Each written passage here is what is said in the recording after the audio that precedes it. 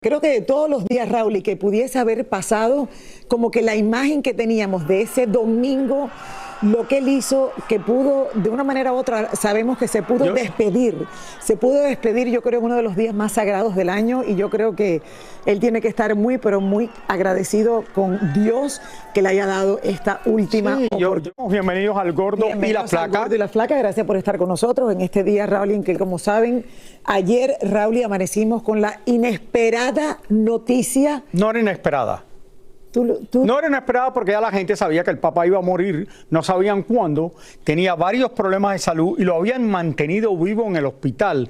Acuérdate, Lili, lo que yo dije aquí, que en un momento decidieron en el hospital que no iban a hacer más nada por el Papa, que no podían hacer más nada, pero no sé si alguien en la Iglesia Católica o algo, y salió adelante de todo esto con muchas medicinas, con muchos problemas. Como tú lo has dicho, Raúl, salió adelante y después que lo vimos en la misa del día de resurrección, el día de Pascua y de Easter, todo el mundo, Raúl, y como que la última imagen que teníamos de él era como que el Papa había mejorado al punto de que había podido ofrecer esta misa después de haber estado por un tiempo de no poder dar la vuelta en el Papa móvil, en el auto papal, pues también pudo hacerla. O sea, fue un día de lo que yo pienso muy, pero que muy especial para él. Y por eso digo que fue como inesperada. Creo que de todos los días, Raúl, y que pudiese haber pasado, como que la imagen que teníamos de ese domingo, lo que él hizo, que pudo, de una manera u otra, sabemos que se pudo despedir,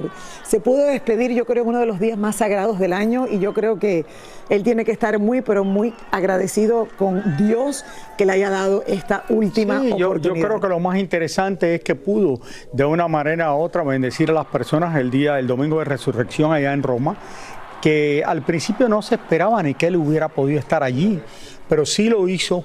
Y después que pasó el domingo de resurrección, en esa noche, en la próxima mañana, en esa noche, muere él en su cama, en su casa del Domo de Santa Marta, en el cuarto donde él estaba.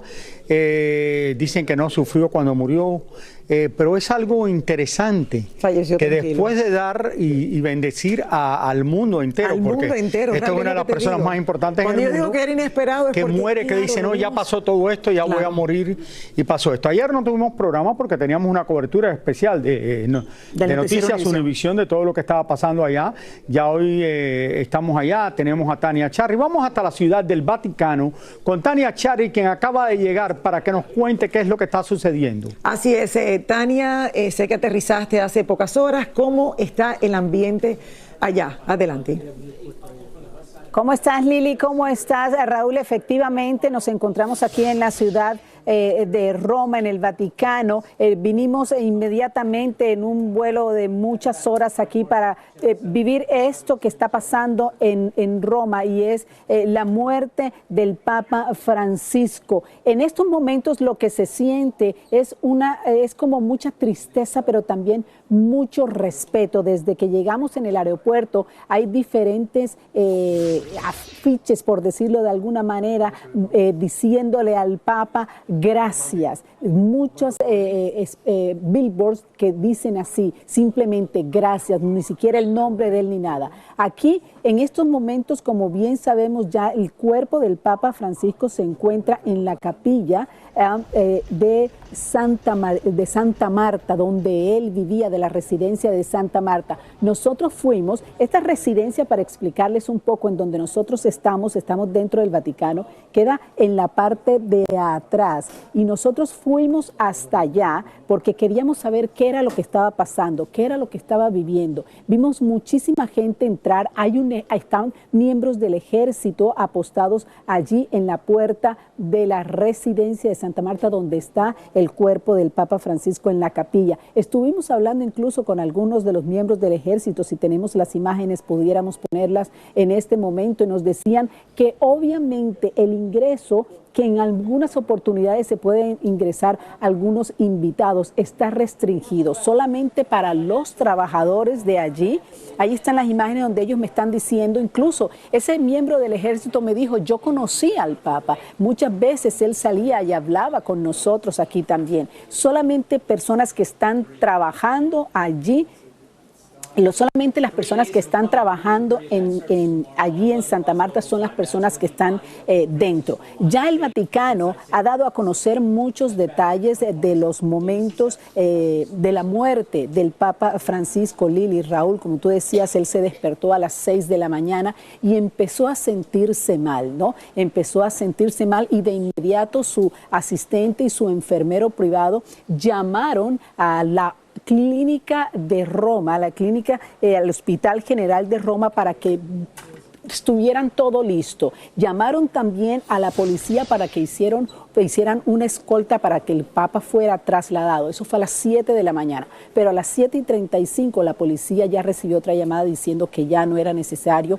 que hicieran esa escolta porque ya el Papa ya había fallecido en ese momento. Fíjate que también han dado a conocer por qué se va a realizar, por qué está siendo en estos momentos su cuerpo estando en la capilla de Santa Marta, y es porque era su lugar favorito. Allí es donde él iba siempre, cada vez que iba o regresaba de algún viaje especial, iba allá a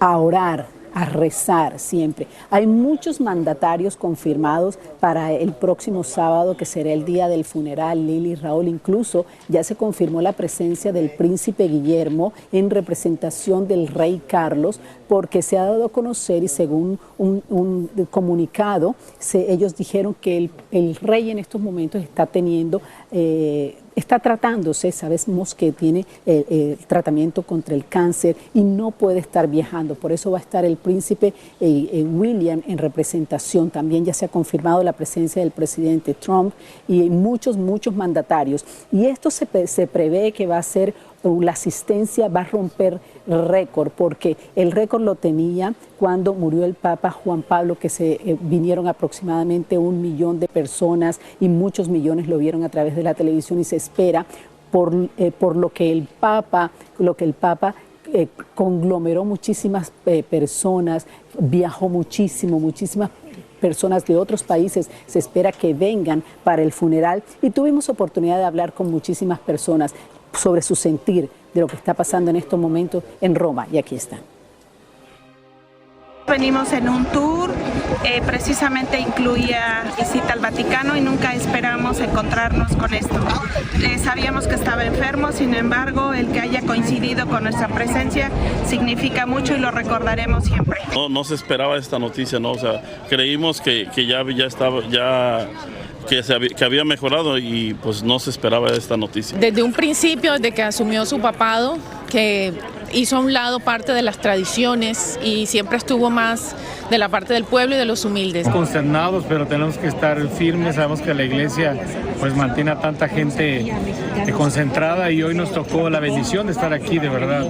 Es que venga México, Francisco, Francisco, Francisco, Francisco, Francisco. Muchos latinos, Lili, Raúl, muchísimas personas de México, de Colombia, de muchísimos países latinoamericanos hemos visto en las horas que hemos estado aquí ya en Roma. Mucha gente se pregunta, ¿cuál es la herencia del Papa Francisco? Cuando un papa muere, ¿a quién le quedan todas estas pertenencias? ¿Tenía él cuentas bancarias? ¿Tenía dinero? Se ha hablado mucho de la austeridad del Papa, por eso hemos hecho una investigación para saber qué pasa con las pertenencias del Papa Francisco, quién las hereda, a dónde llegan, y aquí está. El Papa Francisco, nacido Jorge Mario Bergoglio, vivió toda su vida con una austeridad admirable. Nunca fue dueño de propiedades ni acumuló riquezas en Argentina. Vivió en un pequeño apartamento sin lujos ni comodidades. Al convertirse en papa, rechazó los privilegios tradicionales del Vaticano y se instaló en la modesta Casa Santa Marta, en lugar del Palacio Apostólico. El papa nunca manejó cuentas bancarias personales durante su papado y rechazó el sueldo que se le asignaba como jefe de la iglesia. Toda su manutención, como alimentación, transporte, seguridad, alojamiento, era cubierta por el Vaticano. Además, cualquier ingreso personal o regalos recibidos eran donados a obras de caridad. El Papa Francisco llegó al Vaticano sin propiedades ni riquezas. En su natal Argentina vivía en un pequeño apartamento y solía desplazarse en transporte público. Desde entonces, mantuvo su estilo de vida simple. Lo poco que poseía, como libros y algunos objetos personales y regalos simbólicos, son artículos modestos. El Papa Francisco tenía algunos familiares vivos en Argentina, principalmente una hermana, sobrinos y sobrinas. Sin embargo, al no tener propiedades, cuentas bancarias ni bienes, no hay una herencia económica que repartir. Tampoco dejó testamento conocido con repartición de bienes, ya que, al igual que sus predecesores, vivió bajo voto de pobreza. Lo que podría quedar son objetos personales como libros, notas, rosarios, cartas, que no hereda nadie, porque ahora van a formar parte de los archivos del Vaticano o podrían ser exhibidos como recuerdos históricos. Su mensaje de compasión, cercanía con la gente y sencillez será lo que verdaderamente hereden millones de fieles en todo el mundo. Fíjate que normalmente se dice que un papa tiene como vamos a llamarle un sueldo de entre 2.500 a 3.000 euros. Él, como les dije en la historia, rechazó este sueldo y decía, y lo comentaba él en una entrevista, decía, si yo quiero un par de zapaticos nuevos, pues voy y lo pido. No era algo que él mantuviese dinero, tuviese dinero. Si quiero comprar algo, voy y pido que me lo compren. Era el voto de pobreza lo que siempre tuvo el Papa Francisco. Lili y Raúl, regreso con ustedes al estudio. Gracias, Tania. El Papa, Lili, el Papa Francisco era un papa diferente a todos los demás. Uno de los papas más queridos que hubo fue Juan Pablo II.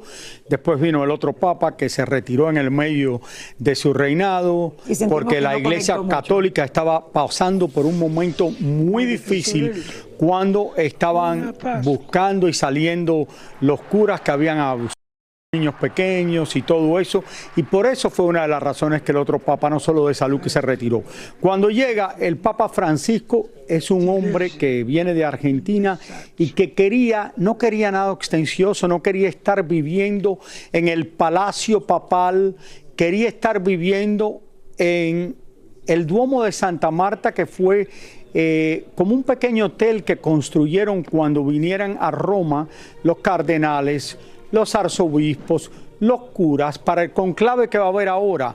Él tenía un cuarto pequeño allí y él decidió vivir allí y no ir a donde estaban viviendo los demás padres.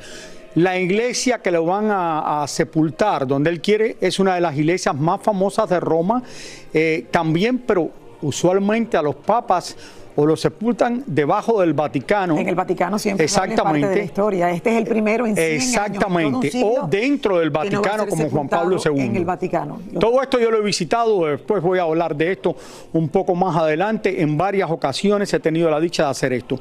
Pero yo creo que lo más importante que este hombre cambió de una manera u otra la Iglesia Católica. Él nunca se pronunció contra los gays, por ejemplo, sino a favor de una manera u otra de ellos. El primero que habló de la inclusión. Que abrió esto, y la Iglesia Católica nunca se había hecho esto.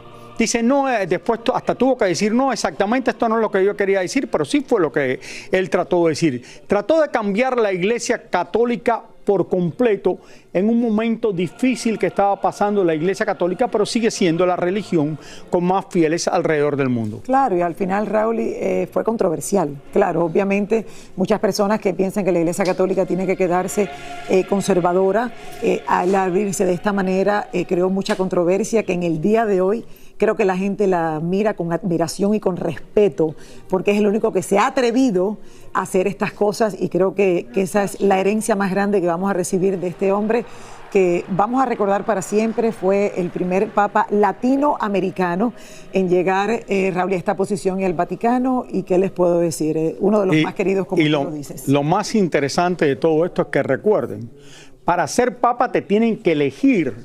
Los cardenales y los que están junto contigo vienen del mundo entero a elegirte. Lo que va a pasar, el funeral es el sábado. Lo que va a pasar después de esto es que van a venir todos los cardenales, las personas que son importantes dentro de la Iglesia Católica en el mundo entero. Se van a reunir en Roma para elegir al nuevo Papa. La mejor manera de ver esto, señores, se lo tengo que decir, es la película que es una de las más populares ahora, Conclave. Tú ves esa película y es exactamente lo que va a pasar en una semana, porque buscaron a las personas más cercanas al Vaticano y a la Iglesia Católica para hacer esto. La película Conclave te va a decir todo lo que va a pasar allá en Roma en una semana. Este año, ¿no? Creo que la he visto 3 veces de lo que tanto que me gustó. Imagínate ya. Lili, yo creo que este hombre va a ser recordado. Si Juan Pablo II fue recordado como uno de los mejores papas en el mundo, este hombre va a ser recordado por su carisma, por ser un hombre que no tenía extensiones, que no quería nada. Él lo único que quería era ayudar y seguir la fe de Dios en el mundo entero sin que le importara mucho a la juventud también, Raúl. Exactamente. Yo creo que eso es algo importantísimo. Creo que en los últimos años la juventud se había alejado mucho de la Iglesia Católica y él tenía esa simpatía, esa manera de hablar, que a través de las redes sociales yo creo que la juventud llegó a conectarse mucho con este Papa que en el día de ayer le dijimos. Bueno, la verdad el Papa siempre se mostró muy fanático al deporte. Se está diciendo ahora que su equipo favorito está construyendo un nuevo estadio y va a llevar el nombre del Papa Francisco, el nuevo estadio de San Lorenzo en esa ciudad.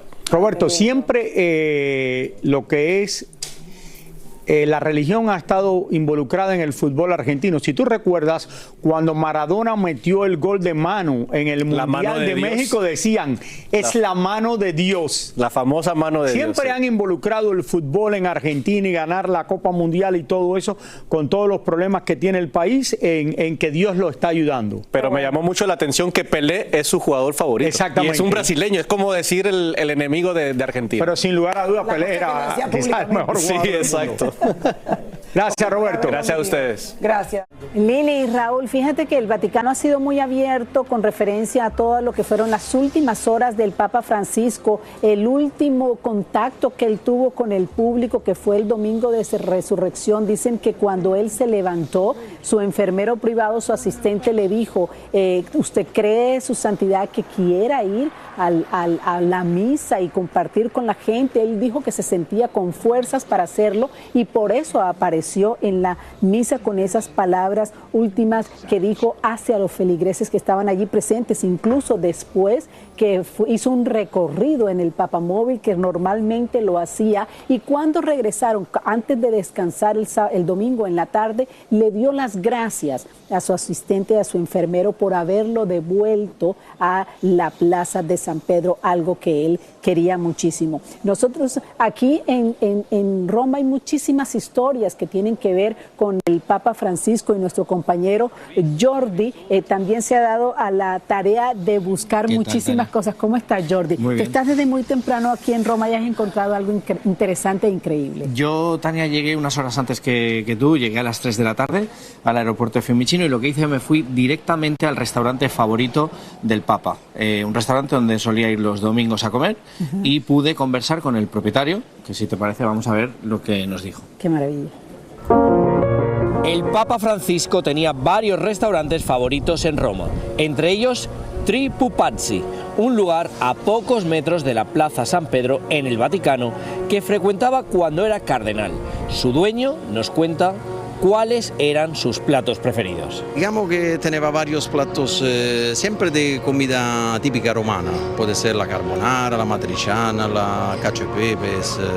Son los platos habituales de los romanos. ¿Cómo era la relación de usted con él? ¿Era cercana, era amistosa? Era muy cercana, muy amistosa, così. No era solo cliente, padrón del restaurante, ma era amigable. Que ha sido uno de los papas más humildes y más cercanos con la gente. Sí, eso sí. Eso sí, io posso confermare che quando veniva a comer aquí, él era cardenal e io sabía que era cardenal solo porque el otro padre me decía que es una figura normal, como todos los otros padres. Como todos en el mundo sienten la partida del Santo Pontífice, pero para los romanos, según nos dice Carlo, es como si hubieran perdido un familiar muy cercano. Per dire, Roma e il Vaticano es una cosa única, ¿no? Para nosotros es como un de familia que está partido, ¿no? Jordi, me llama mucho la atención lo que dices en la historia, es que lo que mucha gente dice, ¿no? Que era muy humilde, que era muy dado a la gente, que le gustaba compartir con la gente del pueblo. ¿Él llegaba allí sin seguridad? sin seguridad. De hecho, me insiste Carlo que él llegaba con un amigo, se sentaba a comer y en tono amigable y con confianza. Él no presumía para nada de ser de tener el cargo que tenía. Qué maravilla. Regresamos al estudio, Lili, Raúl, con estas historias increíbles del Papa Francisco. No creo, Jordi, que fuera sin seguridad, lo que el hombre no entraba a la seguridad dentro del restaurante. Nadie se daba cuenta, pero de que fuera sin seguridad, imposible. Oye, muchísimas gracias a Tania. Gracias, Tania. Gracias, Jordi. Raúl, imagínate, el Papa Francisco dejó una huella imborrable en el lugar donde nació y vivió hasta que se ordenó como sacerdote. Bueno, vamos a ir vía satélite con Santiago Esposato. Vamos a ir hasta Buenos Aires, Argentina, para que nos cuente más de los orígenes del Papa Francisco. Hola. Buenas tardes a todos. Los saludo desde el barrio de Flores, en Buenos Aires, Argentina. A mis espaldas, el lugar donde Jorge Mario Bergoglio nació y se formó para años después ser el sumo pontífice, y donde dejó una huella imborrable en todos los que lo conocieron. Veamos. A unos pocos kilómetros del centro de la ciudad de Buenos Aires se esconde un rincón de historia y fe, el barrio de Flores, el punto de partida de Jorge Mario Bergoglio. Recorrer esas veredas es recordar los orígenes del Papa Francisco, el hombre que cambió la historia de la Iglesia. Un vecino de Flores, porque siempre fue muy modesto. Charlaba con los vecinos, con cualquiera. Y él venía los domingos, que fue más o menos en los años 78, hasta, si mal no recuerdo, hasta los 90. Hablaba mucho de fútbol, de política. Un tipo, qué sé yo, que te llenaba el alma cuando hablaba, ¿viste? El 17 de diciembre de 1936, en esta casa nació quien se convertiría en el primer papa latinoamericano. Esta casa es el símbolo del origen humilde de quien se convertiría en el líder de la Iglesia Católica en el mundo. Fue el único hombre en su lugar que dejó de lado todo tipo de religiones, fue a juntarse con todos, no lo había hecho nadie nunca. Años después, se mudó a la casa donde pasó su infancia y su juventud, hizo sus primeros amigos y conoció el amor por el fútbol y por el Club San Lorenzo. En este parque, el Papa jugaba de niño e incluso hay una placa conmemorativa en su nombre. Era una persona re sociable. Acá juntaba a los chicos en esta plaza para jugar, los entretenía también él. Y lo más importante es que le dio la comunión a mis hijos. Su vida religiosa comenzó en la Basílica de Flores, donde recordaron con una solemne misa a quien fuera su hijo pródigo. Viviendo su ministerio, su vida, su misión hasta el final, hasta el último día, a mí me deja una sensación de alegría y paz por el Papa que hemos tenido y por lo que queda de legado de él, ¿no?